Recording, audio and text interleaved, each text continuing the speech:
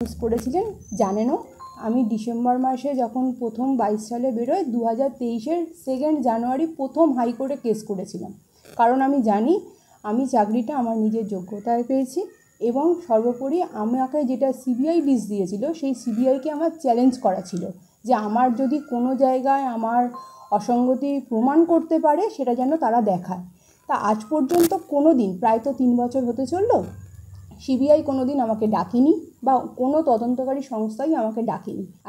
আবার এসএসসিকে নির্দেশ দেওয়া হয়েছে যে এই তালিকা প্রকাশ করার জন্য। তা সেই তালিকায় আমার নাম আছে, কিন্তু কেন নামটা আছে আমি এখনও আমার কাছে ক্লিয়ার নয়, কারণ আমার বিরুদ্ধে কোনো অভিযোগ হওয়া মানে আমাকে তো অভিযোগটা প্রমাণ করে দিতে হবে যে আমি সেইটা করেছি কি না। পুনরায় আবার আগামী সোমবার আমি হাইকোর্টে আবার নতুনভাবে কেস ফাইল করছি। দেখা যাক, বিচারে আশা করি সঠিক তথ্যটাই উঠে আসবে। সুপ্রিম কোর্ট যদি সত্যিই বলে দিত এটাই চিহ্নিত অযোগ্য, তাহলে তো এতজন মানুষের চাকরি যাওয়াটা কখনোই কাম্য ছিল না। হ্যাঁ, আমরা অ্যাপ্লিকেশান করেছিলাম এবং হবে নয়, গতকালই কমিশন এটা অ্যাডমিট কার্ডটাকে আমাদের ক্যান্সেল করেছে, বলে দিয়েছে অ্যাজ এ টেন্টেড ক্যান্ডিডেট হিসেবে ক্যান্সেল করে দিয়েছে। হবে নয়, হয়ে গেছে।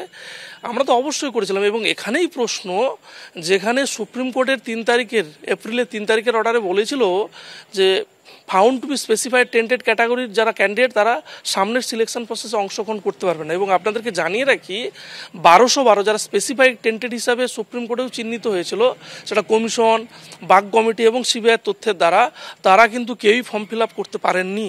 তাদের ফর্ম ডে 1-এই ক্যান্সেল হয়ে যায়। তাহলে আমাদের ফর্মটা অ্যাকসেপ্ট হলো, নির্দিষ্ট নিয়ম মেনে আমাদের অ্যাডমিটটা দেওয়া হলো, তাহলে কোন জাদু বলে?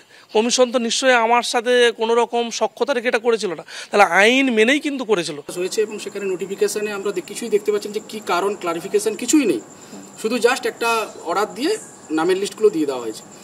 এখন আপনাদেরকে আমি বলতে চাই, যদি সত্যিকারের টেন্টেড আনটেন্টেড আলাদা করা যায় তাহলে এটা আগে সুপ্রিম কোর্টে করা যেতে পারত। তাহলে সুপ্রিম কোর্ট আলাদা করতে পারছে না বলেই তো পুরো প্যানেলটাকে স্যাটিসফাইড করেছে। কিন্তু এখন দেখতে পাচ্ছি একটা আলাদা হচ্ছে, তাহলে যারা আনটেন্টেড থাকছে তাহলে কি তাদের চাকরিটা সুরক্ষিত হবে? তো আমার কোশ্চেনটা এই জায়গায়।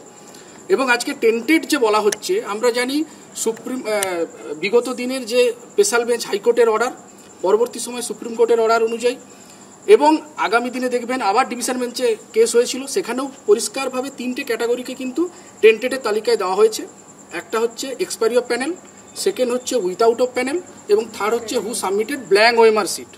এই ব্ল্যাঙ্ক ওএমআর সিট নিয়ে অনেক কাহিনী রয়েছে, কারণ এই সিবিআই তথ্যটার অথেন্টিসিটি নিয়ে কিন্তু অনেক প্রশ্ন রয়েছে, সেটা এখনও ক্লিয়ার ফাইন্ডিং আসেনি।